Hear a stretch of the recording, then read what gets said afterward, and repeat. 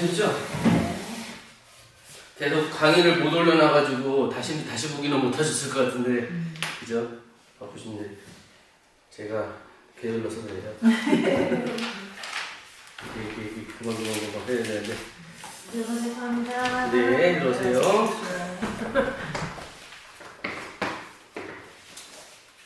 차가 왜 이렇게 유미애 집사님 이번 주 못 오신다 했나? 아니. 저 지금 전화 안 받았어. 왜 웃지? 뭐 이랬어. 네. 시작할까요? 네. 네, 어쨌든 이제 우리가 16장까지 얘기가 이제 아마게돈 얘기까지 해서 끝났어요. 그리고 나서 이제 그 뒤에 이제 조금 뭐가 되냐, 현상계 또 등장하는 이미지가 있거든요. 그 이미지에 대한 얘기는 어렵지는 않은데 조금 풀어갈 필요가 있어서 일본 용어가 좀 많이 나올 거예요. 그래서 용어풀이가 좀 많이 있습니다. 보시면 요한계시록 17장이요. 자, 17장에 큰 음료 바벨론과 일곱 머리 열 뿔을 가진 짐승 해가지고 이제 상상을 하니까 사람들이 뭐 여러 가지 짐승은 뭐 그렇게 될 수 있어요. 그죠? 그래서 뭐 용 상상을 많이들 하잖아요. 그래서 드래곤 위에, 근데 이게 한 드래곤에 머리가 7개. 그리고 이거 이제 뒤에 나와요. 왜 7개인지가 나오고 그 안에 위에 음녀가 타고 있는데, 음녀에 대한 얘기는 뭐 음녀는 바빌론 이렇게 얘기하는데 사실은 세상 권세 잡은 자, 사단을 의미하는 게 이 음녀예요. 그래서 그런 것들을 오늘 조금 이제 이야기가 좀 될 것입니다. 그래서 위에 구조를 먼저 보시면 17장 1절에서 6절까지는 그 바벨론 음녀의 정체에 되어 있고, 그 내용이 뭐냐면 큰 물 위에 앉은 음녀와 짐승의 묘사해가지고 오늘 우리가 읽는 이제 17장에 있는 내용에 쭉 읽어보시면 어떤 모양인지 글로만 나와 있어요. 그래서 우리가 이미지가 좀 어렵잖아요. 그래서 이미지를 찾는 게 아주 이런 것이다 라고 하는 것이고, 꼭 이거는 아니다, 그걸 염두를 하시고, 이런 게 하늘에서 나타나지는 않고 물에서 나오지는 않아요. 어쨌든 자, 그 다음에 17장 7절에서 13절까지는 짐승과 음녀에 대한 설명이 나와요. 그래서 이게 누군지 뭔지, 그래서 그것이 7머리와 10뿔이 무엇인지에 대한 해석이 그리 나오고, 17장 14절에는 최종 전쟁에 대해서 나오고요. 그때 이제 어린 양과 짐승의 충돌, 그래서 이제 전쟁의 마지막 싸우는 모습이 나오고, 17장 15절에서 이제 18절의 마지막 진짜 바벨론의 멸망이 나옵니다. 자, 근데 여기까지가 우리 성경에서 끝이면 딱 좋은데, 문제는 요 뒤에 천년왕국이 등장을 해요. 그거를 오늘 하려고 했더니 너무 용량이 많을 것 같고 해가지고 약간 밀었어요. 그래서 일단은 천년왕국은 나중에 얘기를 하고, 하여튼 여기까지 하도록 할게요. 이게 17장 18장의 얘기가 다 이거 설명에 대한 얘기거든요. 자, 그래서 17장 1절에서 2절, 큰 음녀가 많은 물 위에 앉아있다. 큰 음녀는 여기에서 구약에서 음녀라고 하는 그런 단어를 쓸 때는 주로 이스라엘의 우상숭배를 의미를 하대요. 그래서 예레미야 2장 20절이나 호세아서 2장을 그냥 참고해서 보시면 이제 음녀라고, 음란하다라는 거 표현을 하는데, 이 음란을, 그래서 우리가 그때 제가 그 서 있는 여자 말씀드렸잖아요. 첩 얘기. 그러니까 첩의 이야기하고 개념하고 같아요, 음녀가. 그래서 그렇게 이해를 하시면 조금 편하실 거고, 그래서 여기서는 세상 나라들의 영적 배교, 그 다음에 도덕적 타락을 의미합니다. 이게 조금 이제 우리가 하나님을 믿는데 그 믿음이 진짜 하나님이 원하시는 방향이냐, 방법이냐, 아니 그렇지 않느냐를 우리가 잘 따져봐야 된다는 얘기를 좀 하고 있는 거예요. 왜 이런 얘기들이 나오게 됐을까? 당시에 이제 로마 그 정권 안에서 많은 믿는 교회들이 생기기 시작했잖아요. 믿는 사람들의 숫자가 늘어나기 시작을 했고, 근데 이게 문제가 뭐였냐면 당시엔 체계가 없었어요. 기독교라는 이런 체계가 없었고, 어떻게 믿어야 된다는 방법을 가르쳐주는 사람들이 많지 않았어요. 그러다 보니까 자기들의 종교식으로 하나님을 섬긴 거예요. 이해되시죠? 내가 알고 있는 신은 이렇게 섬겨야 돼 라는 것. 그게 이제 두 가지 크게 나오는 게 우리가 알고 있는 그런 것들 있죠. 왜 모두 다 어디 가냐? 펜이 사라졌네. 어제 장로회 때 쓰다 뺐어요. 네? 저 있어요. 치워놨나 봐요. 이쪽으로 가셨구나. 어제 이거 가지고 올라가셨어. 그래서 이거 갖고 올라가셨대요. 뭘 엄청 대단하신 거셨구나. 어떡하시지? 그래, 숨지셨겠구나. 그래서 뭐 얘기하고 있지? 잠깐만.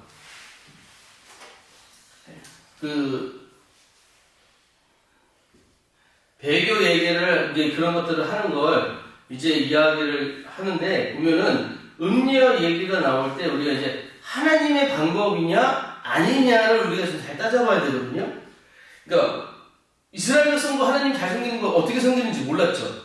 그래서 뭘 가르쳐 주셨어요? 성막과 십계명을 주셨단 말이에요. 이렇게 믿으라고.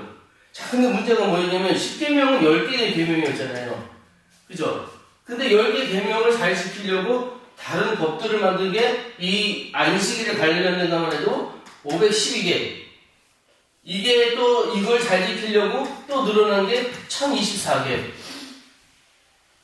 이렇게 늘어나는 거예요. 그러니까 10개를 잘 지키려고 512개가 늘어났는데 512개를 잘 지키겠다고 그걸 지키겠다고 또 1024개가 만들어진 거예요. 자, 하나님이 우리한테 원하는 게 제도 안에 들어가서 어렵게 사는 걸 원하실까요? 자유하게 원하실까요? 그러니까 여러분들이 자녀가 있잖아요. 여러분들이 자녀가 어떤 틀 안에 들어가서 그것만 꼭 하기를 원하세요? 아니면 얘가 나름대로 자유롭게 뭔가 생각해가지고 뜻을 펼치고 뭐 이렇게 그렇게 하기를 원하세요? 자유롭게. 자, 그거 다 원하잖아요. 그죠? 그러니까 하나님도 똑같으시지 않을까라고 보는 거예요. 하나님이 십계명을 주신 이유는 여기에 매여 살으라고 하는 게 아니라 이걸로 인해 자유로우라고 주신 거거든요. 그러니까 뭐에서 자유롭게 해서 십계명이냐면 죄에서 자유롭게 해요. 죄가 있으면 어떻게든 중독될 수밖에 없거든요. 끌려갈 수밖에 없어요. 그러니까 잘못 안 해도 경찰 보면 무섭죠. 맞아요. 그죠? 잘못 안 했는데 경찰 보면 무섭잖아요. 그게 왜? 죄성 때문에 그래요. 혹시 내가 뭐 걸리지 않을까? 뭔가 하나 있지는 않을까? 근데 그 죄성이 왜 있느냐? 그러니까 모든 인간들이 선악과 따보는 이유로 생길 수밖에 없었어요. 그것이 있는데 그 죄성으로 인해 가지고 다들 뭔가 선한 것에 가까이 가지 못하는 그런 마음들이 있는데 그런데 그러다가 보니까 자유롭지 못하는 거예요. 살아가야 돼. 이 땅에서도 얘가 더 자유롭게 생각하고 더 자유로운 것들을 선택하고 그렇게 살기를 원하는데 하나님 보시기에 그러기를 원하셨는데 인간들 보니까 자꾸 제도 만들어 놓고 더 힘들게 살거든요. 자, 그래서 자유롭게 하라는 하나님의 마음을 이렇게 주셨는데 인간이 뭘 만들기 시작했냐면 이거 잘 지키려고 종교성을 가지고서 스토아랑 우리 그거 얘기했잖아요. 스토아. 그 다음에 에피쿠로스. 이 두 가지를 완전히 반대되는 거거든요. 얘는 금욕주의라고 우리가 해석을 해요. 금욕주의, 얘는 쾌락주의라고 얘기를 해요. 그러니까 금욕과 쾌락 이걸 가지고 뭘 하냐? 어쨌든 인간의 육체를 악으로 본 거예요. 근데 이게 언제 나왔느냐? 초대교회에 나왔어요. 초대교회에 영지주의라는 이단이 생겨요. 그래서 영지주의가 뭐냐면 영지주의는 비밀스러운 신령한 지식을 가진 사람들이라는 뜻이라서 영지주의가 생겼거든요. 근데 이 영지주의 사람들이 가지고 있는 생각이 뭐냐? 영적인 것은 고귀하고 그죠? 육적인 것은 나쁜 것으로 이분법을 만들어 놔요. 그래서 거기서 나온 것이 마르시온이라는 그 사람이 육적인 것은 나쁜 거니까 우리가 가까이 하면 안 돼. 육적인 것을 탐하면 안 돼. 해서 금욕을 계속 얘기를 했단 말이에요. 그래서 영적인 것은 고귀한 것이고 지켜야 돼서 몸을 학대하고 어렵게 하고 힘들게 하는 것으로 우리가 하나님의 뜻을 알 수 있어. 그래서 금식하고 뭐 이제 11조하고 뭐 이런 여러 가지 어떤 내가 인간으로 살면 어려운 정도로 해야지 그것들이 하나님께 가까이 간다는 생각들이 있었어요. 네팔 가면 그거 있잖아요. 오체투지 같은 거. 네. 그게 사실은 시작은 여기에요. 그러니까 이런 아주 옛날부터 몸을 괴롭게 해야 된다. 이 몸이 약하다는 거예요.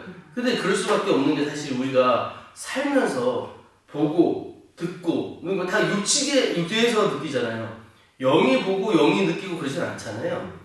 느끼는지도 모르겠지만 우리가 그거는 알 수가 없잖아요. 근데 어쨌든 육을 잘 정화시켜야 된다는 생각들이 있기 때문에 이런 얘기들이 나온 거예요. 그래서 이 육을 악하다고 보기 시작하니까 이 악한 것들을 어떻게 하면 제어를 해서 신적인 존재에 가까이 갈까라고 생각했던 것이 금욕 아니면 쾌락인 거예요. 쾌락은 근데 목사님 그거는 좀 아니잖아요. 그게 아니라 이거는 이제 쾌락 육이라고 하는 건 어차피 버릴 거니까 우리가 빨리 쓰고 소진해야 되는 거예요. 그러니까 쾌락을 자꾸 빨리 해가지고 더 이상의 즐거움을 못 느낄 정도까지. 좋지 않으세요? 그렇게 사는 거. 그걸 그렇게 사는 사람들이 있었다는 거예요. 그래서 쾌락도 끝이 하나님 쪽에 있다. 그리고 금욕도 그 끝이 하나님 쪽에 있다라고 생각을 해서 이 두 가지 생각들을 가지고 있었는데 이 생각의 기본은 뭐였느냐? 육은 악하다는 거였어요. 그런데 성경을 잘 보셔야 되는 게 뭐냐면 성경 어디에도 육이 악하다는 생각이 없어요. 사고가 없어요. 근데 이걸 누가 만들었느냐? 이 사람들이 만드는 거예요. 이런 법들 만들어 놓고 이거 잘 지키기 위해서는 뭔가 있어야 돼요. 그래서 제가 이제 그런 거예요. 기독교를 믿는 이유가 뭐냐? 우리가 예수님 믿어서 잘 되기 위해서 믿는 거 아니에요. 그거 꼭 아셔야 돼요. 우리가 예수님 믿는 이유는 예수 믿고 모든 문제에서 해결돼서 슈퍼맨 같은 썬파워를 얻기 위해서 예수님 믿는 게 아니에요. 근데 예수 믿으면 고난도 없어질 것 같고 예수 믿으면 뭐 다 행복할 것 같고 그렇게 얘기를 하잖아요.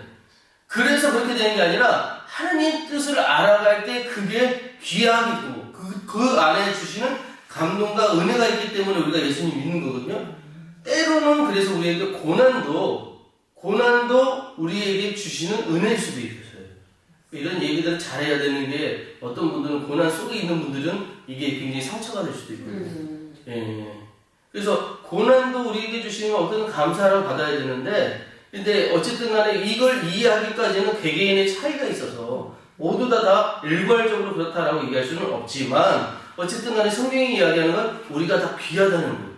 하나님이 그걸 원하신다는 거예요. 자, 그런데 이걸 갖다가 자꾸 분배해서 뭘 만드느냐? 아, 육적인 것은 악한 거야 라고 얘기를 하면서 그 다음부터 뭘 하게 되느냐? 거룩한 것과 그렇지 못한 것들, 그러니까 육들을 갖다가 자꾸 제어하고 뭔가 어렵게 하고 힘들게 해야 돼라는 생각들 때문에 사람들이 거기에 매여 있는 거예요. 근데 그 모습을 하나님은 뭐라고 얘기하셨냐? 음녀에게 끌려가는 영혼들로 보시는 거예요. 성경이 이제 요한계시록에서 얘기하니까 이 음녀가 그런 잘못된 독주를 계속 뿌려놓는데 사람들이 그걸 받아먹는 거예요. 그래서 받아먹고 나서 그 생각에서 벗어나지를 못하는 거예요. 그러는 거. 근데 그게 팽배해. 그런데도 불구하고 우리가 그걸 구별을 못해요.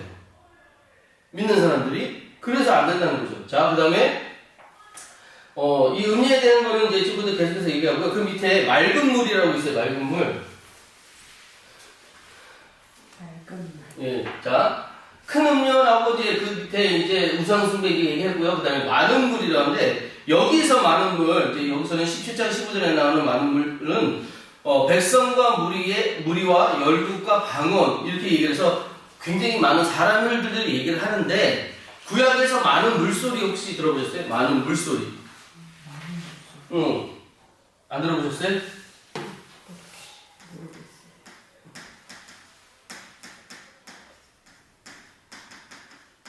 천천히 있으니까 알아보시겠어요? 많은 물소리는 누굴 얘기하느냐? 하나님을 얘기하거든요. 왜 많은 물소리 하나님을 얘기하냐면 하나님의 권능, 영광, 물 막 떨어지는 거죠. 폭포 같은 데 가가지고 우리나라는 좀 그런 거 느끼기 어렵겠지만 왜 그 물 막 쏟아질 때 엄청나잖아요, 소리가. 네. 막 하는 그런 소리. 그걸 하나님의 임재, 권능 이런 거를 의미를 해요. 그래서 구약에서 나오는 많은 물소리들이 있는데 그거는 하나님을 의미하는데 여기서 나오는 건 또 많은 물소리가 백성과 무리와 열국과 방언, 그러니까 많은 수의 믿는 자들, 이 세상에 있는 사람들에 대한 이야기를 한다라고 했어요. 그래서 우리가 성경을 볼 때 잘 보셔야 되는 게 뭐냐, 이런 개념들이 어디에 쓰여있느냐에 따라서 해석이 조금씩 달라질 수도 있어요. 그래서 구약에 나오는 많은 물소리는 하나님을 얘기하는 건데 여기는 뭘 얘기하느냐? 백성을 얘기하는 거예요. 이 차이가 있어요. 이해되세요? 그러니까 그래서 이 물이 백성과 무리와 열국과 방언이라고 해석을 되는데 즉 이 음료는 전 세계적인 영향력을 가진 정치 종교적 타락의 상징이 됩니다. 그러니까 많은 물이라는 것은 이 여인이 가지고 있는 그 영향력이 끼쳐지는 그 배경을 의미하는 거예요. 그런데 그것이 어디냐? 어느 부분만 있는 게 아니죠. 어디에만 있는 게 아니라 너무 넓게 있는 거예요. 너무 넓게. 그것을 의미하는 거예요. 그 다음에 땅의 왕들과 음행이 되어 있습니다. 땅의 왕들이라는 것은 이제 국가 지도자들의 바벨론의 세속의 권력과 동맹을 맺고 진리를 저버리는 것을 묘사합니다. 이렇게 되어 있잖아요. 거기 국가 지도자들이 바벨론의 세속의 권력과 동맹을 맺고 왜 이럴까요? 왜 하나님과 동맹을 안 맺고 세속 그 권력들과 동맹을 맺을까? 당연히 그게 더 달콤하거든요. 세상 것이 더 쉬워 보이거든요.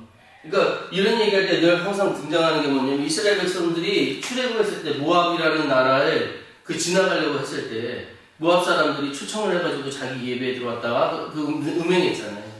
그때 왜 음행을 하게 되느냐? 하나님을 도의 권능도 받고 그 역사 속에서 살고 있는 그 민족들이 왜 거기서 음행했냐? 자기들 제사보다 거기가 더 쉬워 보였거든. 그러니까 눈으로 보는 안목의 정욕도 있었겠죠. 그죠? 여인들을 보고 막 음행하는 그런 것들을 보고 사람들이 막 무너지는 거예요. 그런 것들을, 그러니까 좋다라고 생각하는 것들로 가서 이것도 내가 하나님께 드리고 싶은, 드릴 수 있는 가장 최선의 방법, 최고의 방법, 내 거에 최고의 것을 드리면 되지 않아? 라고 하는 잘못된 생각을 갖고 있는 거예요. 우리 정말 조심해야 되는 게 뭐냐? 예배는요, 우리 식으로 드리는 게 아니라 하나님 원하시는 식으로 찾아야 돼요. 분명히 글로 드려야 돼요. 근데 우리가 오해하는 게 뭐냐? 이렇게 드리면 되지 않아? 라고 하는 예배는 위험할 수 있어요.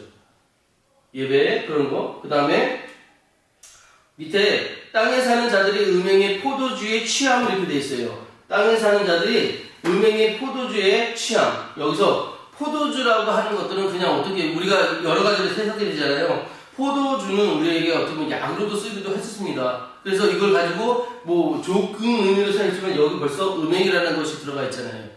독주를 의미하는 거거든요. 독주는 취하게 하는 거예요. 여러분 취하면은 올바른 판단을 해야 해요. 못하죠. 그러니까 우리나라의 법 중에 난 제일 뭐라 그럴까 좀 고쳐야 되는 게 하나가 음주운전인 것 같아요.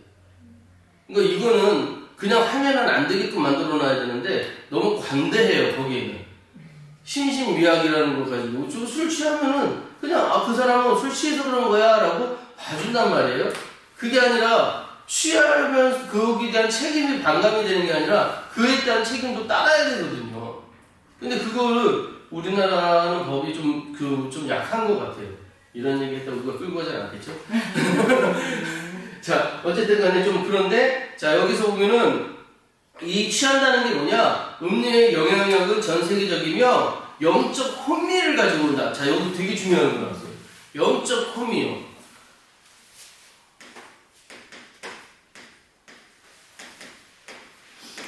여러분 기도하시다가 하나님 뜻을 받잖아요. 하나님의 어떤 하나님 얘기해 주시는 감동들 있잖아요. 자, 그게 옳다고 항상 믿으세요? 여러분에게 주시는 하나님의 감동은 항상 100% 맞은 거예요? 사실 확신이 없을 확신이 때가 많아요. 그렇죠. 혼미하죠. 무슨 얘기인지 아시죠? 하나님 뜻인가 아닌가 왜 혼미할까요? 이걸 아셔야 돼요. 내 생각이 많이 반영되거든요. 내 속에서 주시는 음성이 보니까 내 생각 속에서 오는 거예요. 자, 근데 가장 확실하게 주실 때는 있어요. 뭐냐면 내가 여태까지 하는 생각들 중에 전혀 하지 않았던 생각이 들어올 때는 하나님 말씀일 수도 있어요. 맞아요. 그럴 수도 있어요. 그러니까 나는 절대로 그거 하기 싫어. 그런데 그렇게 하게끔 꼭 몰아가실 때가 있어요. 그럼 하나님이 주신 말씀일 가능성이 가장 커요. 가장 커요. 그런 것 같아요. 그거 아니고도 또 뭐가 있냐면 그렇지 않은데 내가 가는 길이 되게 뭐라 그럴까 오랫동안 그걸 계속 하고 왔어요. 그러니까 익숙해져 있어. 근데 내가 이게 너무 지쳐. 매너리즘에 빠지는 거예요. 그래서 여기서 잠깐 벗어나려고 다른 일을 해요.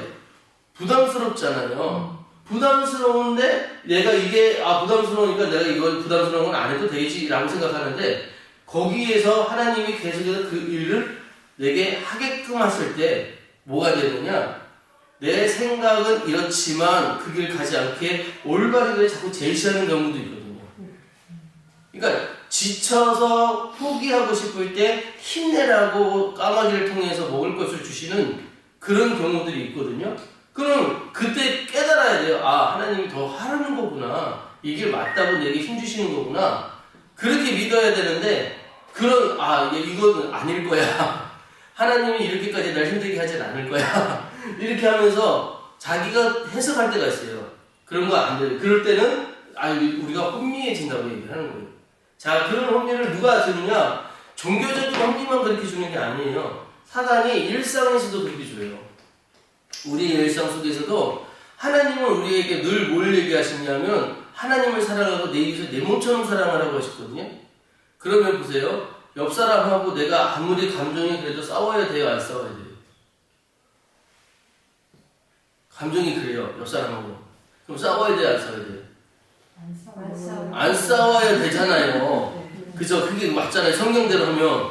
근데 그렇게 살아가면 지는 것 같지? 그럴 때도 있고. 속상할 때가 있죠. 그죠? 이거는 아닌 것 같은데. 하나님이 나를 사랑한다면서 그러면서 나한테 이렇게 불편한 감정으로 살게 좀 안 하실 것 같은데 그러면서 이제 기도는 뭐라고? 그럼 하나님 이거 해결해 주세요라고 기도해요. 자, 이게 지금 맞는 거냐? 그게 혼미거든요. 지금 아니에요. 제 생각에서.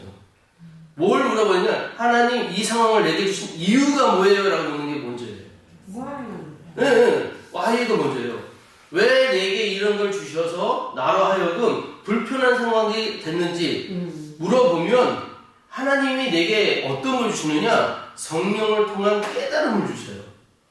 그게 우리가 신앙생활하는 방법이에요. 근데 우리 잘 많은 사람들이 뭐냐면 하나님은 내가 기도하는데 그러면 들어주셔야지, 그럼 이뤄주셔야지, 왜 날 그렇게 하지 않아? 하고 그 생각 끝이 뭐냐면 하나님 안 계시네요. 하나님이 뭐 나한테 관심이 없네. 이것도 아니야. 하나님 안 계시네. 그걸로 가버린다고요. 자, 그 다음 넘어갈게요. 자, 이 여자가 이제 뭘 하느냐? 이 여자가 붉은 짐승을 타고 있었어요. 아까 그림이 보여드렸죠? 붉은 짐승을 타고 있는데 이 붉은 짐승이 뭐냐? 붉은 짐승은 13장에 등장하는 짐승하고 동일한데 이것은 적그리스도적 정치체계 혹은 사단의 세속권 세력을 의미합니다. 그러니까 이 땅에 지금 권력을 갖고 있고 가장 힘을 갖고 있는 게 누구냐? 하나님의 말씀이냐라고 봤을 때 여러분 맞아요? 하나님이 이 땅을 지금 주관하고 계신가요? 그건 맞는데 어떻게 보면 맞는데 가장 힘 있는 것은 사탄의 권세예요 지금. 하나님의 말씀대로 살고 지금 완성되지 않은 세상에 우리가 살고 있어요. 이상한데? 그죠? 맞아요. 근데 뭐냐면 이 사단이 없어지는 그날 우리는 마지막 하늘나라에 거기서 예배드리는 그 모습으로 끝나야 되거든요. 하는 거 재림 예수가 오셔야 이제 끝나요. 그러니까 그 전까지 우리는 뭐냐면 이 사탄의 권세 속에서 어떻게 살아갈 것인지를 늘 고민하면서 그것과 싸우면서 살아야 되는 세계에 있는 거예요 아직. 그러다 보니 하나님의 능력이 없어서가 아니에요. 하나님이 지금도 알곡과 쫓정이를 골라내고 있는 과정 중에 계시다는 걸 여러분 꼭 기억하시기 바랍니다. 그래서 그런 것들, 이 붉은 짐승은 그런 적그리스도라고 보시면 돼요. 적그리스도.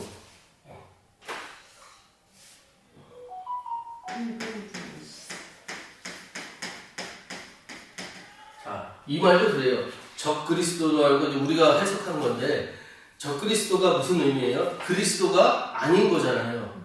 그죠? 자, 근데 이단하고 똑같아요. 이단의 의미가 뭐예요? 이단의 의미가 뭐예요? 끝이 다른 거죠. 끝이 다르죠. 적그리스도는 뭐예요? 끝이 달라요. 그러니 뭐가 여기 잘 들으시냐면 하나님의 말씀같이 보여요. 웬만한 것들은. 근데 가보면 이상해. 그런 것들, 그게 적그리스도예요. 우리가 갖고 있는 생각들 속에서도 하나님 말씀인 것처럼 것들이 많아요. 근데 그거 분별할 수 있어야 되는데 뭐 어떻게 보냐? 우리 생각으로 분별 못해요. 성경을 반드시 통하지 않으면 이게 그냥 그럴 수도 있겠네 하고 넘어가 볼 수도 있다고요. 그러니까 제가 제일 교회에서 무서운 말이 뭐냐면 은혜로 합시다예요. 은혜로. 근데 은혜로 하자는 게 그게 다 잘하자 이런 건 아니잖아요. 무슨 의미? 은혜가 뭐예요? 은혜는 하나님이 그 속에서 평안하게 하고 만족하게 하고 감동 주시고 이게 은혜 아니에요? 그죠? 근데 이래서 싸우지 않는 게 은혜는 아니거든요. 근데 그렇게 회의하다가 보면은 은혜로 합시다라고 그러니까 막 싸우니까 그잖아요. 하도 막 싸우니까 야 우리 은혜로 합시다 그렇게 얘기하잖아요. 그죠? 그게 뭐예요? 싸우지 맙시다 그게 아니거든요. 그러니까 무슨 얘기냐? 하나님께 영광되지 않는 일들을 하지 않는 게 은혜들이 맞는데 근데 그런 용어들을 사용할 때 이게 어떤 상황에 어떤 것들이냐를 제대로 구별하지 못하면 그냥 갖다가 막 쓰는 거예요. 그냥. 그럴 수도 있다는 거예요. 그래서 붉은 짐승은 적그리스도다 라고 하는 것은 얘를 구별하기가 쉽지 않아요. 뭐가 붉은 짐승이야? 뭐가 그리스도가 아닌 것들이 말이야? 라고 하는 것들을 알기 어렵기 때문에 그래서 우리가 성경을 제대로 봐야 되고 항상 잘 보셔야 되는 거예요. 이해되시죠? 자, 그 다음에 밑에 보면 음녀의 뭐였나? 3절 했죠? 붉은 머리 했고 타고 있고 붉은 짐승 했고 하나님의 이름을 모독하는 이름들 그죠? 하나님의 이름을 모독하는 이름들 해가지고 그 옆에 보면 신성 모독이라고 있어요. 신성 모독이라고 하는 거. 그 예수님이 돌아가신 그 죄명이 뭐예요? 신성 모독. 맞아요. 근데 무엇 때문에 신성 모독이라고 얘들이 얘기했느냐면 하나님의 아들이라고. 자, 근데 그걸 우리한테도 똑같이 하셨거든요. 너희도 하나님의 자녀라고. 그쵸? 우리도 하나님의 아들이에요. 그래서 그 하나님의 아들이라고 하는 이름을 하는 것들. 근데 성경에는 우리가 알고 있는 우리에는 신성 모독이라고 하는 것들이 이제 하나님의 것을 내 것이라고 한가 봐. 하나님과 나를 동등된 자리에 놓는 거 거의 신성 모독 이렇게 얘기하는데 우리는 그런 개념이 아니라 혹시 그런 말 들어보셨어요? 성령 회방죄라고. 성령 회방죄. 성령 회방죄가 뭐냐면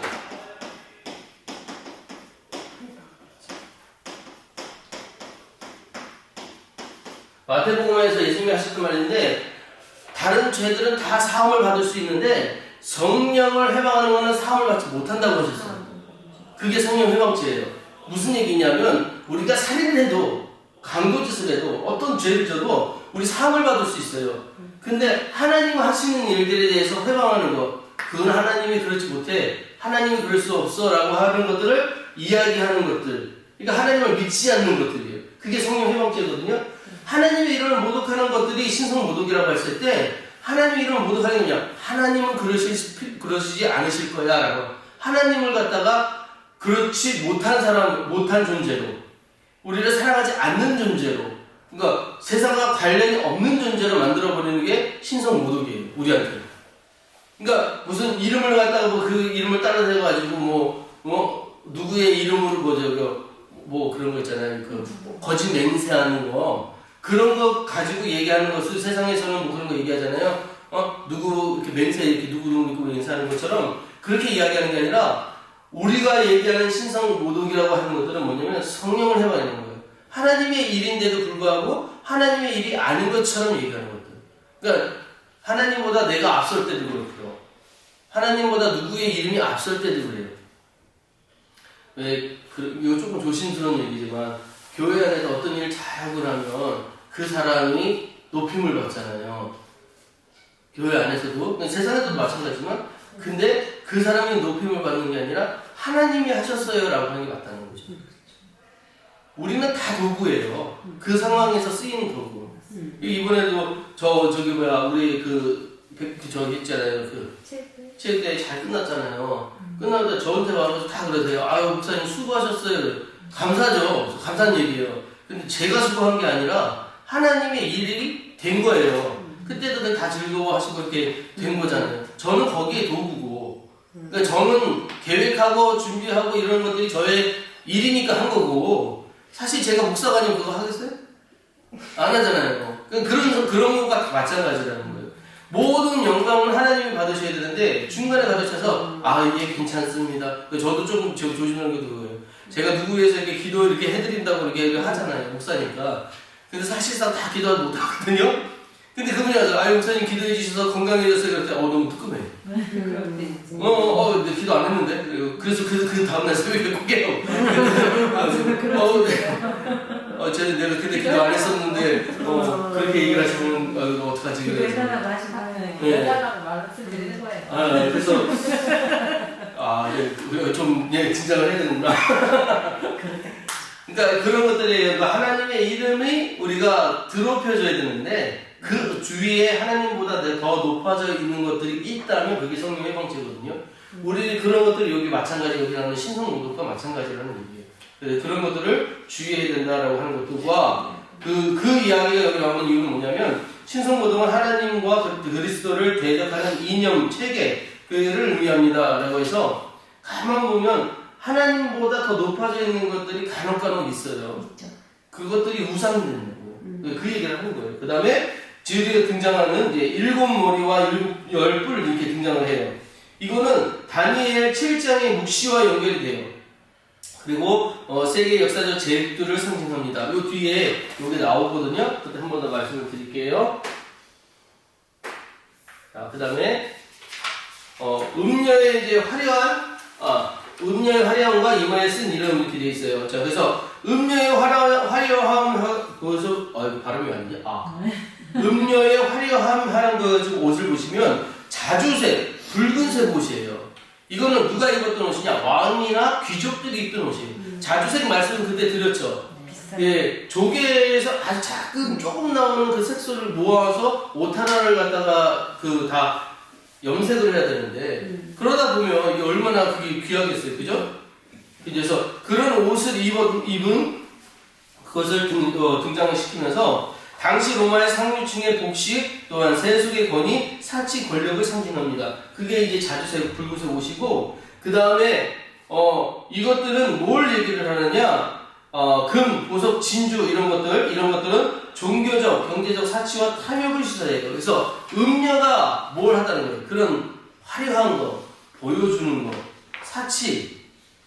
그 사람들이 뭐 가지면 그렇게 자꾸 그러잖아요. 나 여자분들, 우리 여기 성인들은 그러지 않으시겠지만 돈만 벌면 뭐면 그렇게 그 메이커 있는 그 가방들 가져야 돼. 명품. 그거 명품에 그거 가져야 돼. 그거 하나 있는 게 그게 무슨 훈장같이 여겨주시대. 그쵸? 여자는 그런 옷이 있는 것 같아요. 아니 물론 있으면 좋죠. 저도 뭐 귀한 거 큰 거 이렇게 비싼 거 있으면 좋죠. 근데 그게 꼭 있어야 되는 건 아니잖아요. 그러니까 죄송해요. 혹시 집에 있으신 분들은 그런 명품이 사실은 허황된 거. 근데 동기부여를 해주지 않냐 뭐 이렇게 얘기를 하는데 맞죠. 동기부여가 될 수도 있죠. 내가 잘해서 저거 얻을 수 있어 뭐 그런 것들이 돼요. 그리고 그런 거 들고 나가면 사람들이 이렇게 쳐다보면서 와 부러워하고 그죠? 그런 거 좋지 않아요? 세상적인. 그런 것 때문에 좋기는 하겠지만 그건 그때뿐이고요. 그죠? 그걸 위해 살아가는 건 아니라는 거. 근데 이 세상 권세는 잘 모르면요. 너 저거 가져야 돼. 날 가지세요. 그죠? 응? 당신을 위해 준비됐어요. 날 가지세요. 하면서 그런다면서요. 자, 그 다음에 그 다음 장에 보시면 자, 이마에 기록된 이름이 있어요. 이마에 기록된 그것은 비밀이에요. 비밀. 그래서 큰 바벨론, 이제 이 비밀이다 이 큰 바벨론 하면서 헬라어로 거기에 뭐라고 써있냐면 그 단어가 무스테리온이에요. 무스테리온 우리 지난번에 들어봤어요. 무스테리온 뭐였죠? 죄송합니다. 비밀이에요. 비밀. 비밀. 이게 비밀이에요. 앞에 있었어요. 무스테리온 근데 이게 어떤 비밀이냐면 감추어졌던 것이 나타나다라는 거예요. 감추어졌던 것이 나타나다. 그럼 비밀을 알려준다는 거예요. 그렇죠. 무스테리온이 어떤 비밀이냐면 감추어졌던 비밀이에요. 이것이 나타나는 거예요. 그래서 그런 제가 그때 어떤 목사님에게는 그런 얘기를 했는데 우리가 살고 있는 이 세계는 3차원이잖아요. 근데 하나님이 여기에서 커튼 하나를 열면 하나님의 세상이 여기 있어요. 그래서 4차원의 세상이 같이 있는 거예요. 근데 몰라. 이 커튼을 여는 그 행동들이 필요하잖아요. 이 거는 그게 뭐냐? 그 미스테리움이에요. 그게 감추어졌던 것이 보여준다. 이게 그 뜻이에요. 그래서 숨겨진 진리를 의미하며 이는 바벨론의 정체가 겉으로는 매력적이나 본질은 영적 음행과 배교임을 나타냅니다. 우리 왜 영화 같은 거 보면 왜 그런 가끔 우리나라도 그런 게 있는데 무슨 거울 속에서 그냥 볼 때는 그냥 사람인데 거울로 이렇게 보면은 막 그 본질이 드러나. 그래가지고 얘가 금유호야 막 그런 거 있었잖아요. 무슨 그 거울 이름 알았었니까 뭐. 그래서 그런 거울 호신경? 호신경인가? 하여튼 잘 모르겠는데 그걸 가지고 이렇게 딱 비춰주면 본질이 드러나는 것처럼 이게 지금 그런 거예요. 무스테리온이 뭐냐면 겉으로 볼 때는 아무 문제가 없어. 되게 잘 사는 것 같아. 그리고 되게 화려하고 멋져. 근데 속으로는 썩어가는 흑칠한 무덤 같은 거예요. 그게 등장하는 거예요. 그걸 비춰보면. 하나님의 눈으로 볼 때는 감추어졌던 것이 드러나게 됐어요. 자, 우리 여기 다 죄인이잖아요. 자, 우리가 죄를 열거할 수 있는 건 뭐냐? 드러난 죄예요. 그쵸? 근데 우리가 열거할 수 없는 죄가 있어요. 은밀한 죄가 있잖아요. 여기 저도 이렇게 입 밖으로 떼지 못하는 죄가 있죠. 고백하지 못하는 죄가 있을 수 있잖아요. 그죠? 그런 것들을 드러나게 하지 마. 하나님 앞에 나가면 그런 죄도 다 드러날 수밖에 없잖아요. 숨길 수가 없는 거예요. 저는 그래서 좀 정치 얘기해서 죄송한데 요즘 청문회 보면서 너무 재밌어요. 거짓말을 이렇게 하면서 누가 봐도 거짓말이었는데 거짓말 아닌 척 그렇게 뻐기고 거짓말 중단하면은 들켰어. 그러면 아 그랬습니까? 하고 또 넘어가. 아 몰랐습니다. 넘어가. 야 그래서 뻔뻔하다라고 그러는데 그런 비밀들이 드러났을 때 자기는 몰랐을 거 아니에요. 저기 드러날 줄은. 근데 누군가 녹취록이 있습니다. 뭘가 있습니다. 뭐 영상이 있습니다. 뭐 이렇게 얘기하니까 갑자기 얼굴이 낯빛이 변해. 우리가 하나님 앞에 가면 그러지 않을까. 나 하나님 떳떳해요. 세상에서는 내가 목사였어요. 세상에서는 내가 어떤 친구 직이었어요. 나는 괜찮았어요. 근데 하나님 너 그런 죄 있잖아 라고 녹취록. 녹취록을 틀어주는 거야. 막 나의 잘못을. 그럼 어떻게 될까? 무너질 수밖에 없어요. 그죠? 자, 그런 것들이 바로 미스테리요. 그래서 이마에 기록된 이름이 있는데 얘가 진짜냐 가짜냐는 하나님 또 여기 적그리스도도 알겠죠. 하나님도 알겠지만 자 그런 것들이요. 자 그런 것들이 드러나게 된다는 것과 그래서 신학적 포인트를 한번 보세요. 거기 보면 바벨론은 신성한 것처럼 보이나 그 본질은 타락과 배도입니다. 자 우리가 여기서 성경에서 지금 우리가 요한 계시록하면서 하셔야 될 게 뭐냐 이런 얘기 계속 나오거든요. 타락은 뭐 아실 거 아니에요. 눈으로 보이잖아요. 그러니까 예수님 믿는다고 하면서 예수 믿는 사람처럼 안 사는 행위들은 다 타락이잖아요. 그죠? 근데 이거는 좀 어려울걸? 배도. 우리가 하나님 버린 적 있어요? 네? 하나님. 우리가 하나님을 버린 적 있어요? 있을 수도. 그러니까 그런 거예요. 지금 우리가 나는 잘 모르겠는데, 그러니까 유대인들이 제일 억울했던 게 뭔지 아시면 예배를 갖다가 너희들이 잘못 드린다라고 했을 때 유대인들이 제일 억울했어요. 언제 우리가 예배를 잘못 드렸느냐? 원하시는 대로 하나님이 원하시는 대로 재물을 갖고 왔고 다 태우고 그런 것들을 예배를 잘 드렸는데 우리만큼 제사장 민족이 어디 있느냐라고 했잖아요. 우리 선민이다. 그래서 시온으로 돌아가야 된다 그러면서 이 사람들이 늘 주장했던 게 우리는 택한 백성 그런 거 있잖아요. 근데 예수님 오셔가지고 제일 야단쳤던 게 유대인들이잖아요. 그죠? 바리새인들이잖아요. 왜 그렇게 됐을까? 그 차이를 혹시 모르세요? 이거가 굉장히 중요한 신앙적인 자세예요. 그러니까 우리가 하나님을 잘 믿는다라고 했을 때 아까 말씀드렸어요. 내 방법과 내 식이냐 하나님 방법이냐 굉장히 중요하거든요. 이사야서 1장에 분명히 뭐라고 했냐면 너희가 언제 내게 나와서 예배를 드렸느냐 너희는 마당만 밟았대요. 보이러 나와서 마당만 밟은 것 같대요. 그러니까 예배드리러 나와서 예배하러 온 것이 아니라 예배드리러 왔습니다라는 행위만 하러 왔다는 거예요. 자기 싫어하는 거는 강하지도 않다는 얘기 아세요? 하나님 앞에 나와서 진짜 예배 안 드리고 있으면 하나님이 아실까요? 모를까요? 아시겠죠. 아신다는 거예요. 그러니까 그런 예배 안 받고 싶으시다는 거예요. 저는 거, 병든 거, 그런 거 바치면서 하나님 예배 드렸으니까 괜찮죠? 라고 한다는 거예요. 하나님식이 아니라는 거예요. 근데 그게 진짜 조금 저는 되게 혼란스럽고 어려울 때가 너무 많아요. 어떤 문제가 상황이 생겼을 때, 그러니까 세상에서 생기는 문제는 인간적인 생각으로 이제 뭐 그런 뭐 규칙이나 법률에 따라서 하면 되는데 교회 안에서 어떤 문제가 일어났을 때 이게 과연 내 생각이 맞는 건지 하나님의 뜻은 뭔지를 잘 모를 때가 헷갈릴 때가 있어요. 판단이 잘 안 쓸 때가 있어요. 뭐 어떤 케이스 바이 케이스가 다르죠. 예를 들어서 뭐 어떤 분이 뭐 예를 들면 우리 여성에서 어떤 분이 이런 행동을 하는데 그게 제가 볼 때는 뭐 은혜스럽지 못하고 좀 신앙적이지 않은 것 같은데 또 그분 나름대로 자기의 신앙의 그런 가치관이 있는 거잖아요. 그러니까 그런 데서 부딪힐 때 과연 어떤 게 맞는 건지 하나님의 뜻인지 판단하기 어려울 때가 좀 있더라고요. 일단 우리가 가지고 있는 성경에 지금 성경에 있는 내용들이 그 이야기하는 것들과 상충되는 것이 있는지 먼저 봐야 되는 것이 첫 번째고요. 다른 얘기들이 서로 얘기가 나왔잖아요. 근데 우리 권사님 얘기는 옳다고 생각하시잖아요. 그래서 그 얘기를 2번, 3번 했어요. 그러면 먼지 떨고 나오세요. 계속 그것을 주장하지 마시고 먼지 떨고 나오세요. 왜냐면 내가 그에게 했을 때 못 알아듣는 거는 이제 그 사람 책임이지 전했을 때 전하는 사람의 책임은 아니에요. 그거를 이제 하나님이 고쳐줘야 될 부분이고. 근데 교회가 재밌는 게 뭐냐면 다 옳게 여기 잘못하는 사람 하나도 없어요. 다 옳아요. 그러면 아 내가 틀렸구나라고 얘기하는 사람이 없어요.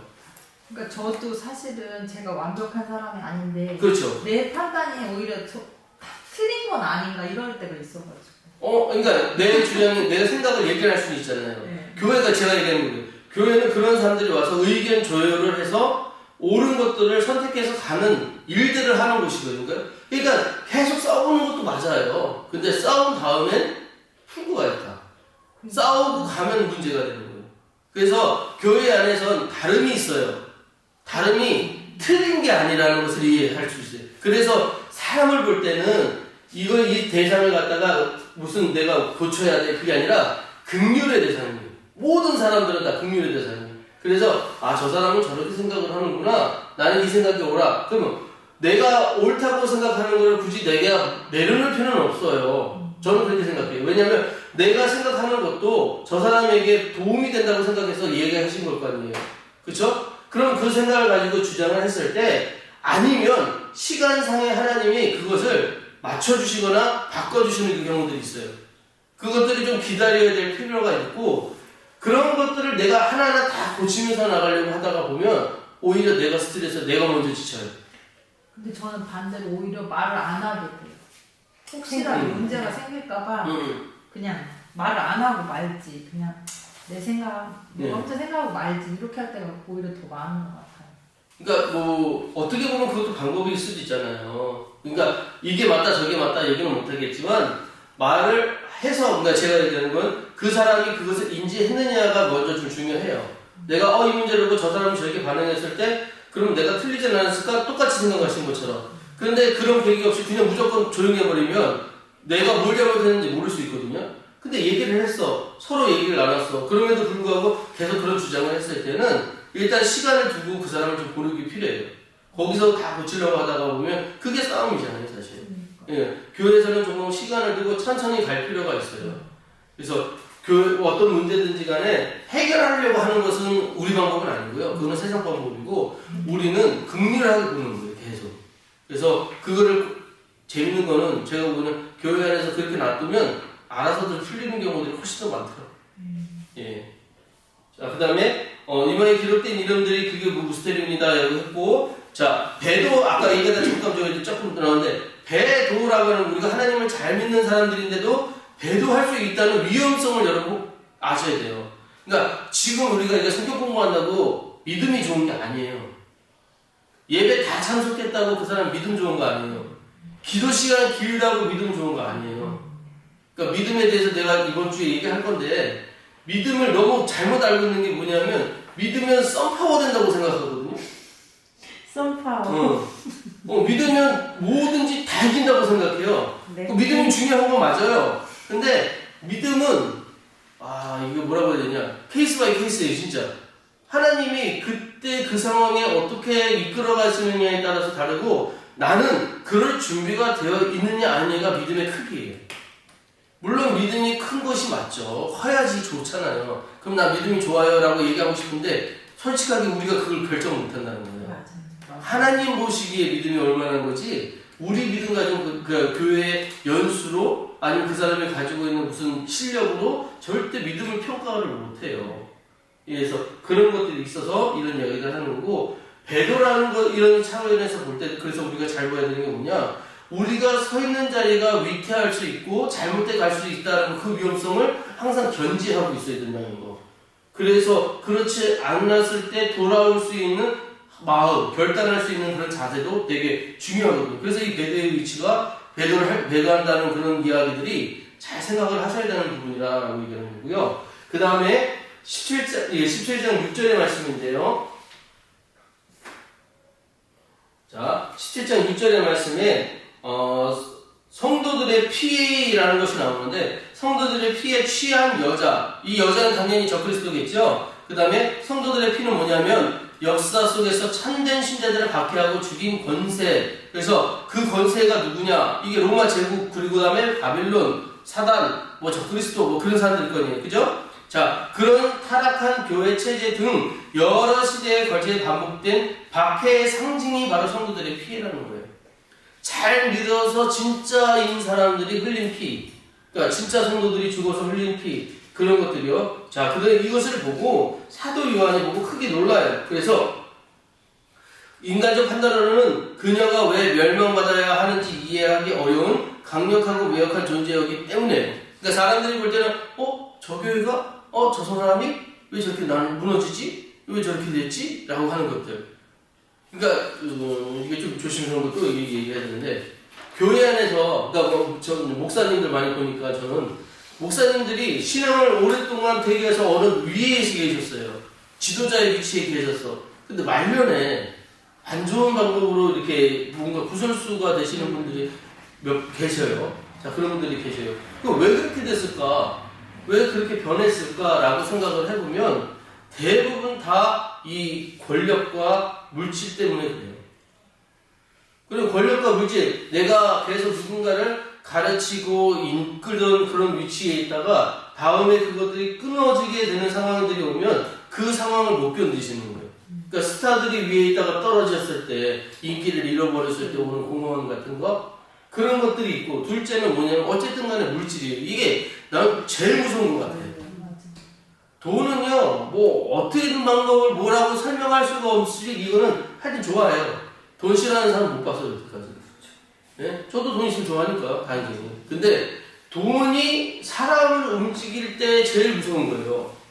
지금 우리가 뭐 아까 제가 뭐 정치 얘기 조금 했지만, 정치에 있는 얘기들이 권력도 있지만 사실 권력 뒤에 있는 게 뭐예요? 다 돈 얘기잖아요. 마몬 얘기잖아요. 그죠? 내가 얼마큼 가져야 되겠으니까 난 이만한 위치에서 얼마를 누려야 돼, 이런 것도 있는 거잖아요. 거기 거긴 왜 들어가, 공정에. 그러니까 그런 거, 내가 이 위치에 있으면 뭔가를 해야 돼, 뭔가를 가져야 돼 라고 하는 생각들, 물질들, 그런 것들이 나를 뭐라 하겠느냐, 자꾸 타락하게 만든다는 걸 이해를 하셔야 되는데, 그래서 그런 체제 속에서가 세상에서 가지고 있는 이런 것들 속에서 진짜들이 있다는 거예요. 그 안에도 진짜, 그게 참 성도라는 사람들인데, 그걸 이사야는 뭐라고 얘기했냐면 그루터기라고 얘기했어요. 남은 자, 렘넌트라고. 이 렘넌트, 남은 자들을 통해서 뭘 하냐, 구별해서 나중에 하나님이 새로 새 이스라엘을 짜신다고 구별해 두신 자들이 있다라고 그렇게 얘기를 했었거든요. 자, 그래서 성도들의 피한 이 여자들, 그 다음에 이제 박해받은 것은 누구냐? 거기 이제 참 성도들이었고, 그리고 요한이 보고 크게 놀란 건 뭐냐면, 저 목사님이, 저 성도님이 왜 거기서 그렇게 떨어지지? 라고 했을 때, 그 본질을 보지 못하는 우리의 한계를 이야기하는 거라고. 진짜는 아니었는데, 그렇게 알고 있었던 것들이 무너지는 걸 보고, 드디어 끝에는 저렇게 나오는구나. 진짜는 나중에 등장하는구나, 알게 되는구나, 이런 것들을 이해하게 된다는 거예요. 그러니까 우리도 처음이 좋은 것보다 나중이 좋아야 되잖아요. 그렇죠? 그래서 저는 그 메멘토 모리 그 말을 되게 중요하게 생각하는 게, 너의 죽음을 기억하라고 그러잖아요. 어떻게 사느냐가 중요한 게 아니라 어떻게 죽느냐가 더 중요한 문제라고요. 잘 죽어야 돼요. 또 말 이상하네. 잘 죽어야 돼요, 잘. 죽음을 잘 맞으셔야 돼요. 그래서 마지막 끝에를 잘해야 진짜 잘합니다. 자, 그렇게요. 그 다음에 17장 7절에서 13절에 있는 말씀. 자, 거기에 보면 음료와 짐승의 신비 해석해가지고 7머리, 드디어 7산, 7왕, 그 다음에 고대 로마 7 언덕의 도시로 불렸습니다. 여기 나오죠? 로마라는 나라가요, 도시국가인 거 아시죠? 도시국가니까 어떻게 도시국가가 형성이 되느냐면 그 로마가 딱 하나가 아니라 7 도시가 모여서 로마가 된 거예요. 자, 그럼 7 도시에 대한 그런 표식, 그래서 도시의 이름들이 있는데 사실은 7 그 짐승 있잖아요. 아까 머리 7개 된 짐승이 뭘 의미하는 것이냐, 거기 나와 있는 나라를 의미하는 것이라는 거예요. 그래서 애굽, 아수르, 바벨론, 메데바사, 헬라, 로마까지 하고 마지막 7번째 아직 오지 않은 왕국이 있어요. 그 왕국이 뭐냐? 이 왕국이 천년왕국에 등장하는, 이제 마지막에 이제 그 모든 악이 그냥 풀려나가지고 마지막으로 사람들도 타락하고 하는 그런 나라, 이 나라까지 해서 지금 미래에 아직 오지 않았지만 누리고는 어떻게 보면 현재일 수도 있는, 어떻게 보면 현재일 수도 있는 그런 왕국까지 해서 그것을 이제 의미하는 것이다라고 하는 것이고, 그래서 하지만 여기서 7왕은 로마뿐만 아니라 역사 속의 제국 의미합니다. 지금 7제국들 지금 설명해 드린 거예요. 자, 그래서 애굽, 아수르, 바벨론 다 이 나라들마다 특징이 있었는데 그 특징들까지 다 설명드리기는 지금 어렵고, 지금 일단은 이것들이 의미하는 건 다 뭐냐면 어쨌든 하나님과 세상을 얘기했었어요. 하나님 얘기하고 하나님 나라. 그러니까 출애굽 얘기부터 하면은 그런 얘기를 되냐. 하나님이 왜 거기에 서냐. 하나님은 요런 어떤 곳에서 여기가 막 썩어가면 이거 그냥 두지 않고 여기서 뭘 빼내요, 항상. 그래가지고 기초 씨앗에서 다시 이만큼 키우세요. 그리고 나서 이게 또 막 썩어요. 그러면 그냥 두시지 않고 여기서 뽑아내세요, 이렇게. 계속 뽑아내가지고 또 다시 이렇게 만드세요. 요 개념을 가지고 어떤 영화 감독이 그거 만들었더라고요. 프로메테우스라고 혹시 아세요? 영화? 그러니까 우리의 시작을 모르잖아요. 우리의 시작이 누구냐? 외계인이었어. 맞아. 보셨어요? 네. 자, 우리의 시작이 외계인이었어. 그래서 이 외계인이 남자와 여자를 골라가지고 좋은 종자를 골라가지고 이제 민족을 만들도록 얘가 놔둔 거예요. 그래서 이제 문명을 만들었어. 근데 문명을 하니까 서로 싸우고 막 그러고 하거든? 그러니까 얘는 안 되겠다 해가지고 다 죽이고 다시 씨앗을 두 개를 떼겨가지고 다른 행성으로 옮겨놔요. 그러니까 다시 시작을 해요. 이제 그 개념이 이거였거든요? 그러니까 그런 개념이 꼭 같다는 건 아니고 어쨌든 간에 뭐냐면 하나님 방법이 그거였어요. 그래서 뽑아내서 다시 시작하게. 근데 이게 어디까지냐? 하나님도 하시다가 이제 안 하시겠다는 거예요. 마지막 완성된, 여기까지는 이제 진행형이었지만 완성된 마지막 나라, 여기가 하늘나라예요. 우리가 하늘나라로 천국이라고 부르는 여기가 뭐냐? 마지막 우리가 예배드리는 곳. 요한계시록의 마지막 20장에 등장하는 하늘에 있는 천상의 예배가 드리는 그곳이요. 거기까지. 이것은 재림 예수님이 오셔가지고 완전히 이 땅의 모든 것들이 다 이제 악한 것들은 없어요. 여기는 예배만 있어. 찬양만 있어. 감사만 있어. 그런 나라, 여기까지가 완성된 나라. 하나님이 여기까지 만드시고 나서 그만 뚝 완성됐으니까 여기까지 하시겠다는 얘기예요. 그래서 그 이야기를 하는 것. 자, 그래서 이 7살 7왕들이 지금 세상에서 계속해서 이렇게 악한 것들이 무너지기 시작하고 결국은 하나님 나라까지 연결되는 이런 과정들에 있다. 그게 지금 우리도 과정 중에 있다라는 것을 설명하는 거고, 8번째 왕이 등장을 해요. 자, 근데 17장 11절에 7 중 하나에서 나왔으나 멸망으로 들어가면 이는 적그리스도 중 최종적 대적자입니다. 그래서 이게 나중에 어린 양하고 싸우는 거예요. 뒤에 보면. 그래서 10뿔은 10왕, 제한된 시간 동안 권세를 받고 짐승을 섬기며 나중에 바벨론을 배신하고 멸망시킵니다. 자, 그 다음에 그렇게 해서 넘어가서 이제 17장 14절로 가는 건데, 14절에 어린 양이 등장해요. 너무 귀엽지 않아요? 자, 그들이 어린 양과 싸우는 어린 양이 이기시리니. 근데 자, 예수님을 어린 양에 비유를 한단 말이에요. 근데 그 어린 양이 모든 악과 싸워요. 자, 어린 양이 어떤 군사도 아니고 어떤 장수도 아니고 무기도 없어. 근데 어린 양이 싸우는데 이겨. 어떻게 이길까요? 뭘로 이길까요, 도대체?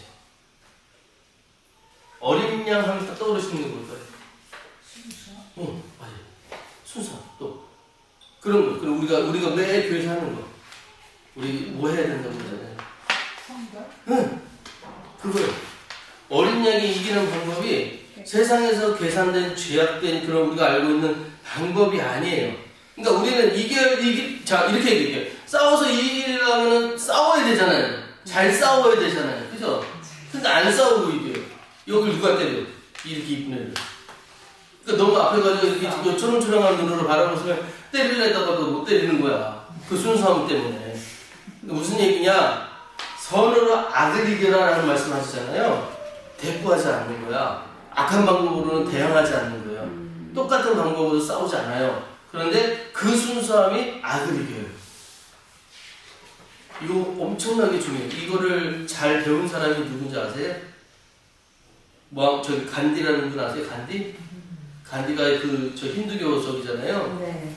힌두교인데 그 안에 가방이 하나 있는데 가방 안에 항상 성경책을 들고 다닌다고 그래요. 맞아요. 그 어디서 들었어요.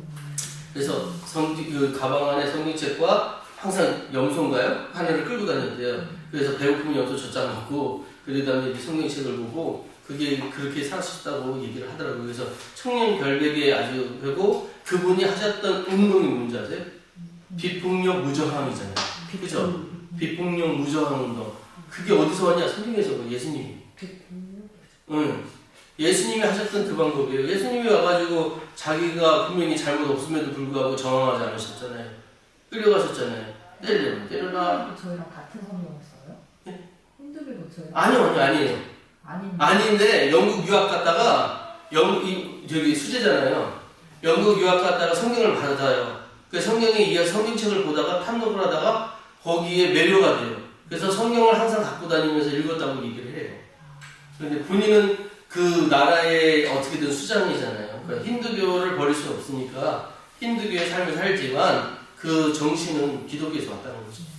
예. 그래서 그 어린 양, 자, 어떻게 이 어린 양이 이기시리니라고 했을 때 이 어린 양이 이긴다는 건 뭐냐? 예수 그리스도 계승천의 가장 중요한 상징이 어린 양인데 부르심을 받고 택함을 받은 진실한 자들, 이런 사람들은 그런 어린 양을 따르는 사람들, 그리스도를 따르는 참된 성도들. 자, 그러면 이렇게 생각해야 돼요. 어린 양이 비폭력 무저항이었잖아요. 그럼 이를 따르는 우리는 어떻게 돼요? 세상 권세에 저항해요? 싸워야 돼요? 싸우지 않아요. 안 싸워요? 그럼 그냥 당해요? 그게 항상 문제라. 그게 문제예요. 맞아요. 참아야 싸워야 되는지 참아야 되는지 헷갈릴 지금 때 너무 많습니다.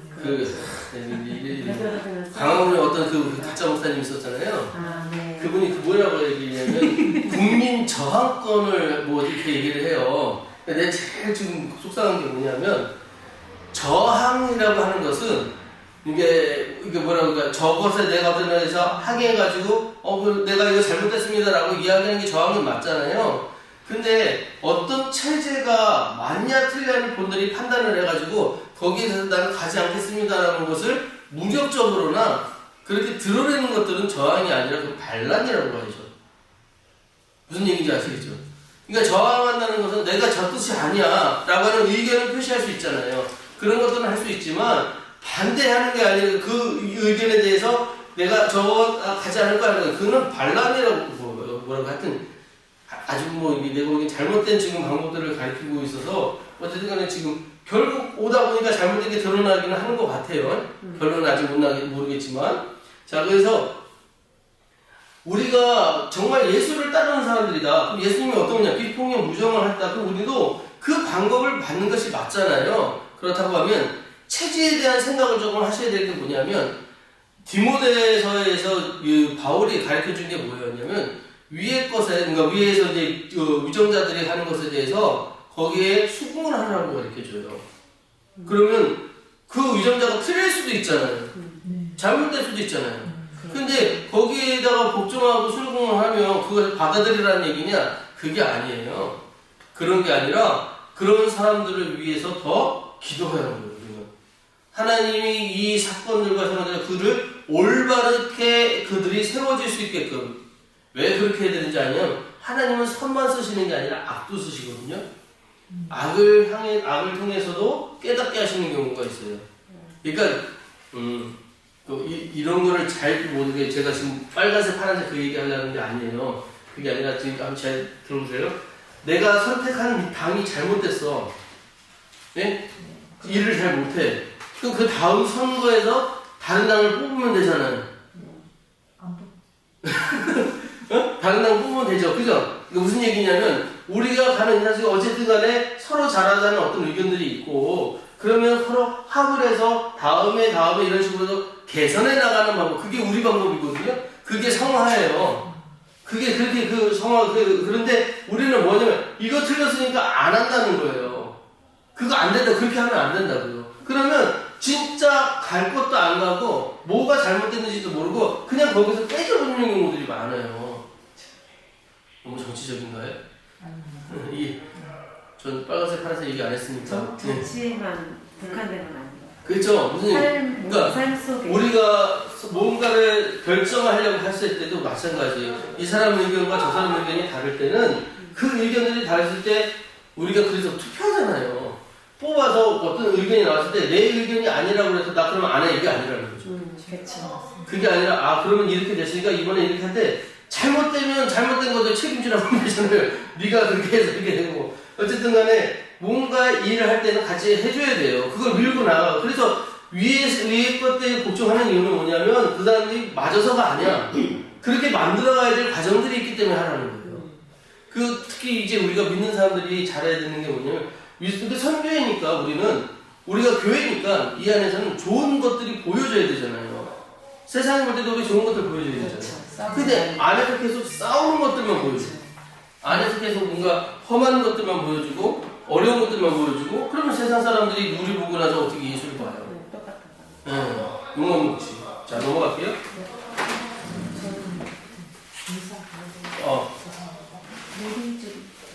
자 그다음에요. 그래서 자 뒤에 17장 15절에서 18절 말씀 보면 이제 열불이 음녀를 미워하여 멸망시키리라 이렇게 돼 있어요. 열불이 음녀를 미워하여 멸망시키리라. 자, 음녀가 아까 누가 적그리스도였잖아요. 자기들이 세웠잖아요. 네. 그런데 그 자기들이 세운 것들을 미워해요. 왜요? 내가 더 크겠다는 거예요. 내가 더 잘 나가겠다는 거예요. 내가 더 많이 갖겠다는 거예요. 그래서 자기들끼리 멸망하고 자기들끼리 싸우게 된다는 그것들. 그래서 짐승과 음녀는 처음에는 협력해요. 그러나 종국에는 권력 투쟁과 내부 분열을 파멸합니다. 그러니까 악을 왜 내버려 두느냐? 악이 좋아서가 아니라 악이 괜찮아서가 아니라 내버려 두면 지가 지푸를 꺾이니까. 무슨 얘기인지 이해되시죠? 네. 자, 그런 얘기를 하는 거예요. 그리고 그 밑에 하나님의 뜻을 이루기 위해 마음을 주는 것 해서 하나님의 주권은 악의 세력조차도 심판의 도구로 사용하신다는 거. 이거 꼭 기억하셔야 돼요. 하나님, 그래서 우리가 악을 용납하는 게 아니라 악을 수용하는 건 뭐냐? 그 악이 옳아서가 아니에요. 그것도 사용하시는 하나님을 믿기 때문에 그러는 거예요. 자, 그 다음에 그 다음에가 이제 유학적 교훈 유학 및 교훈적 메시지 해가지고 교훈과 내용인데 1번 타락한 권세의 매혹에 속지 말라. 그러니까 잘 되는 것 같다고 따라가면 안 된다는 거예요. 좋아 보여서 무조건 하면 안 된다는 거예요. 그걸 분별할 줄 알아야 된다는 거. 두 번째, 하나님의 주권은 악한 가운데서도 역사하신다. 이게 중요한 거예요. 악의 소리도 저거 악한데 저거 틀린 것 같은데 하나님은 그 안에서도 분명히 계시다는 것을 먼저 믿어야 돼요. 믿음만으로. 자, 3번 최종 승리는 어린 양과 그 백성에게 있다. 자, 예수님이 꼭 이긴다는 걸 믿으셔야 돼요. 선한 하나님이 이기신다는 거 꼭 믿으셔야 돼요. 자, 결론을 한번 읽어보시고요. 자, 그 다음에 농약의 18장 얘기입니다. 요한계시록 18장. 여기에는 이제 구조가 이제 네 군데로 나눠져 있는데, 먼저 바로 넘어가면서 할게요. 18장 1절에서 3절. 이제 뭐가 나오냐? 바벨론 얘기가 나오는데, 바벨론의 이게 그 평가가 뭐냐? 자, 바벨론의 평가가 뭐냐? 무너졌다, 무너졌다. 그 세력은 끝났다는 거예요. 무너졌다, 큰 성 바벨론이요. 라고 해서 이 다른 천사가 등장을 해서 이것들이 앞에 지금 나왔던 7천사 말고 다른 천사가 등장을 해요. 그래서 17장의 다른 천사로 심판의 확정적 선언을 전달을 하는데 이제 이것으로 인해서 영광으로 땅이 환해짐. 이는 하나님의 거룩하심과 영광이 드러나는 장면이며 하나님의 정의가 마침내 나타냄을 등장합니다. 바벨론이 무너졌다라고 이 천사가 얘기하자마자 하나님이 등장해서 무너뜨리는 거예요. 그 위에서 비춰주면서 다 보이게 하는 그런 환상을 보고 있는 거예요. 그 다음에 두 번째로 귀신의 처소, 더러운 영의 속을. 여기가 어디냐? 여기가 어디예요? 귀신의 처소. 여기가 어디예요? 더러운 영의 속이 어디예요? 우리 잘 아는데. 잘하는데요? 우리 잘 알아요. 우리 잘 알아요. 천국과 대비되는데 어디예요? 맞아요, 지옥이에요. 지옥. 더러운 영의 속을. 근데 무저갱이라고 얘기를 해요. 무저갱. 무적행이 무슨냐? 끝을 모르는 갱도라는 뜻이에요.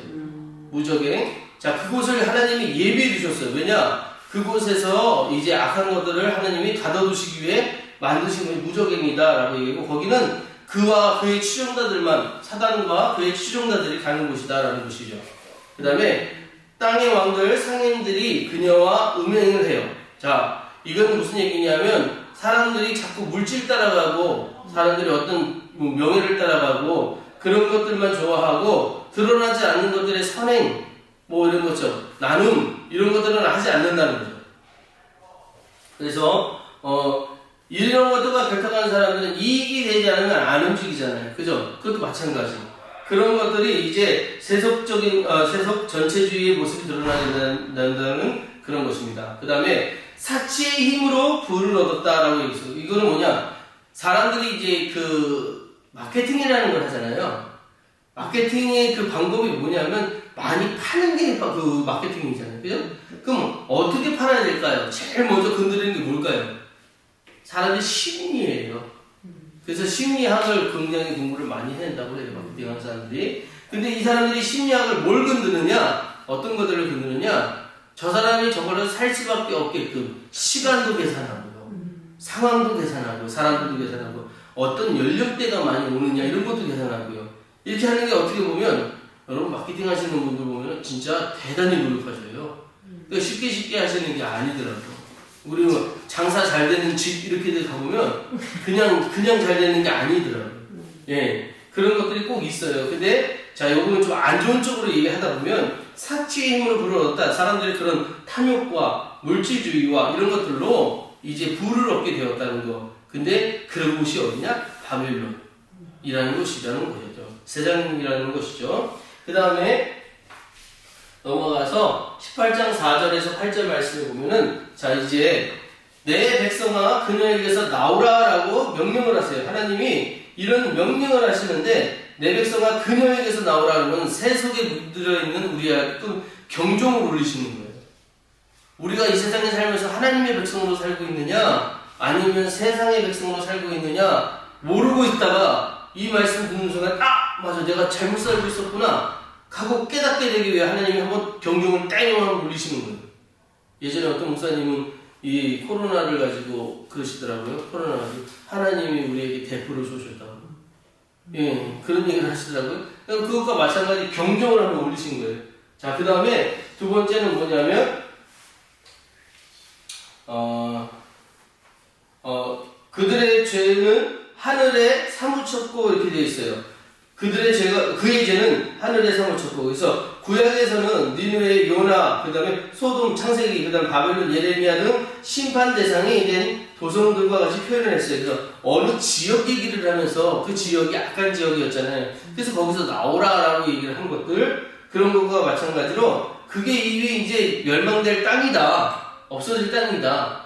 그리고 하나님이 안 계신 우리 세상도 그런 곳이다라는 것을 이야기하는 것이죠.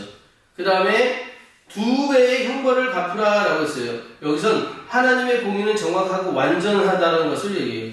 그래서 구약법에는 눈에는 눈과 같은 보응법의 바탕이 있는데 2배의 형벌을 갚으라라고 하는 것은 내가 갚을 때 내가 눈이니까 눈이 아니라는 거예요. 내가 한 눈이면 넌 두 눈, 이런 식으로 더 엄청난, 그러니까 더 이상 갚을 때는 더 세게 갚는 거예요, 지금. 그런 걸 얘기를 하면서 그런 형벌을 입게 된다라는 경고예요. 응? 이건 경고예요. 자, 그 다음에 스스로 영원하게 하고 사치하였으니 라고 하는 것은 교만과 자만, 심판의 주요 이유 중에 하나입니다.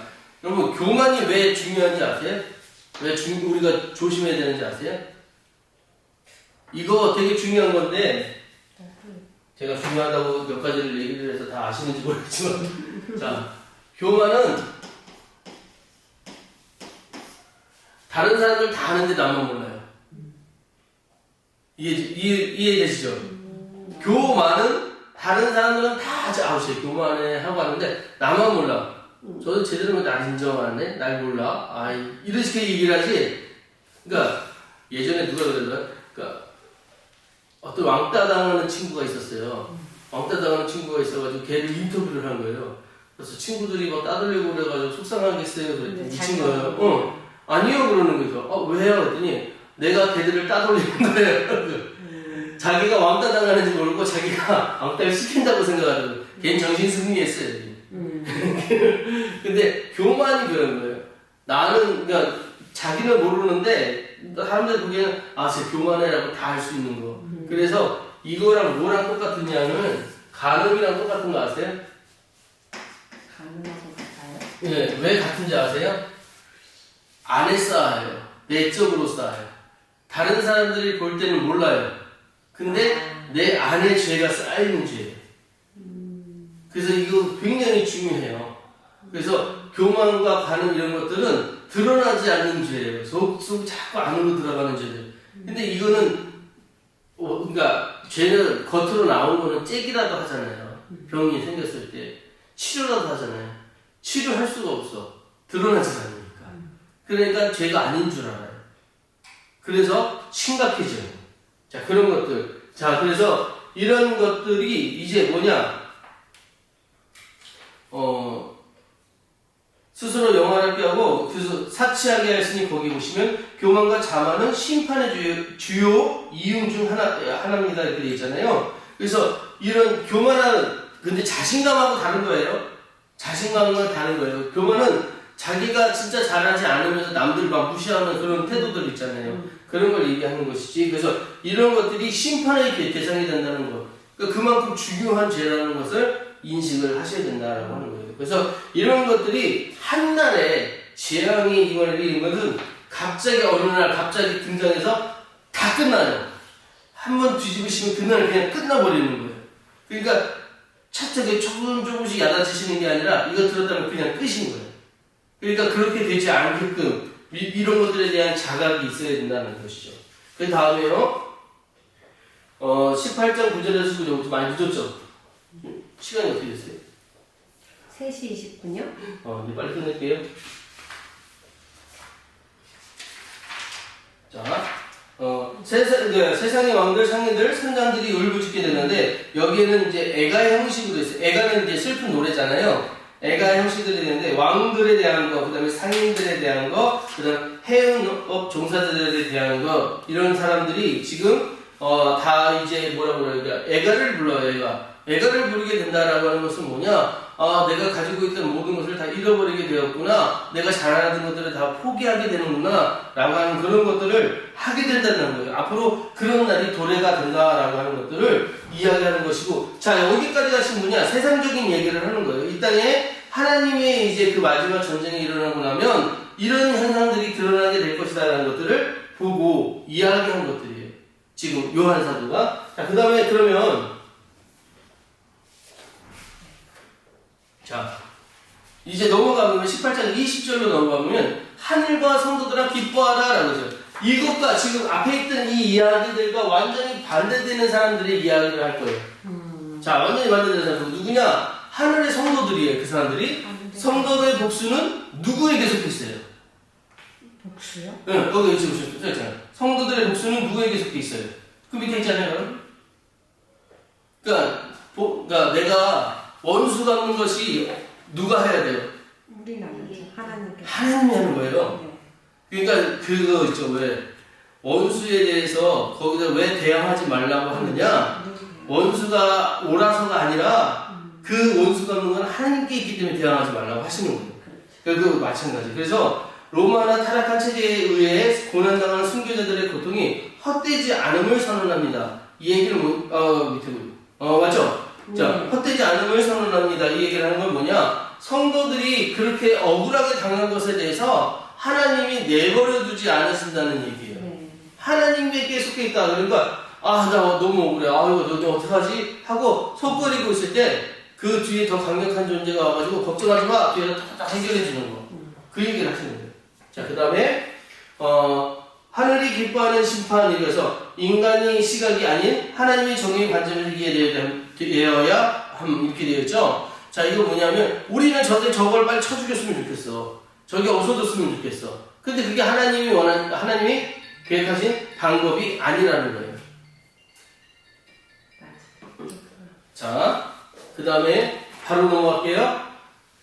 자, 맷돌이 바다에 던져진 같이 했어요. 이거는 상징 행동이라고 하는데 돌처럼 가라앉아 다시는 존재하지 않게 될 것이다. 이건 뭐냐면 맷돌이 이렇게 던져지는 그 상황을 보면 맷돌이 이렇게 막 들어갈 거 아니에요. 물로 들어가는 거.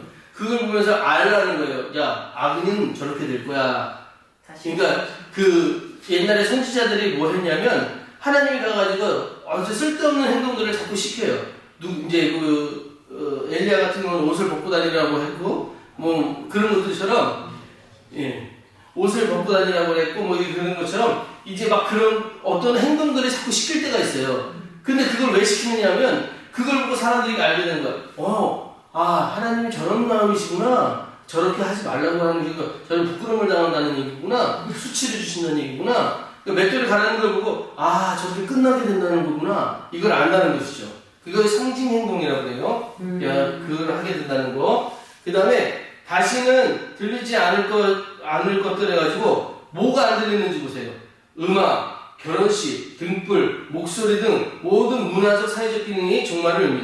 또 이게 다 뭐예요? 우리가 좋아하는 것들, 우리가 행복해하는 것들을 다 없어질 거예요.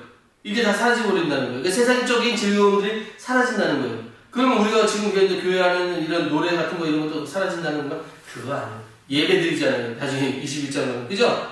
그러니까 그 얘기가 아니라 세상적인 즐거움들이 사라지게 된다는 거. 그 다음에 상인의 거짓으로 미혹된다는 거. 그러니까 뭐 이거는 지금도 그렇지 않아요? 다들 가게를 속이지 않습니까? 그렇습니다. 그 다음에 선지자와 성도들의 피를 흘린 이것은 바벨론은 단지 물질적으로 타락한 것이 아니라 하나님의 사람들을 대적한 체제였습니다. 라고 해서 이제 잘 믿는 사람들에 대해서 자꾸 뭐라고 그래요? 반기를 들어요. 잘 믿는 거, 그런 거 있어요. 사람들 이상한 마음도 있죠. 왜? 선한 거, 깨끗한 거 보면 더럽히고 싶은 마음들이 있대잖아요. 그게 아니라고 하시죠. 뭐 그러면서 꼭 그런 것들이 있거든. 그냥 내버려두면 되는데 꼭 지저분하게 만들려고 하는 그런 마음들이 있거든요. 그런 것들이요. 예. 인간의 악함 때문에 나오는 것들이래요. 자, 그리고 그것을 요약한 것이 밑에 있는 그것들입니다. 그거 한번 보시고요. 자, 결론 끝냅니다. 마지막 장이요. 요한계시록 18장은 단순히 심판의 이야기가 아니라 거짓된 영광의 실체를 폭로하고 하나님의 공의와 정의를 선포하는 장입니다. 화려한 문명과 권세는 결국 하나님의 심판 안에 무너질 것이며 성도는 세속적 번영의 마음을 빼앗기지 않고 어린 양 그리스도 편에 서야 합니다. 바벨론의 멸망은 하나님 나라가 임박했음을 알리는 종소리이며 참된 성도는 그 나라를 사모하며 이 시대를 분별력 있게 살아가야 합니다. 그러니까 바벨론이 무너졌을 때 끝났다 그게 아니라 바벨론이 무너지는 거 보면서 우리도 무너질 수 있겠구나라는 경각심을 가지라는 거예요. 자, 여기까지 이야기하고 이제 진짜 다음 주는 보니까 천년왕국 이야기를 들어가야 돼요. 사우전드 이어즈 해가지고 20장부터가 천년왕국인데 조금 머리가 아플 수 있으니까 전천년설, 후천년설 뭐 그런 게 있어요. 하여튼 천천년설, 천천년설. 안 남았네요. 네, 얼마 안 남았습니다. 예, 끝나신다고 그러시네요. 아니요, 안 끝나고요. 끝나고 여기서 이제 모르는 것들을 조금 심화하러 갈게요. 네, 바로 끝내지는 않을 거고요. 심화학습. 네. 일단은 장소 여기 나가는 속도를 보니까 일단은 한번 갔다 와야 될 것 같아서 한번 갔다가 조금 심화로 들어가려고 합니다. 네. 혹시 질문 있으실까요? 아니요, 괜찮습니다. 하여튼 장시간 너무 감사하고요. 제가 기도하고 마치도록 하겠습니다. 기도하겠습니다.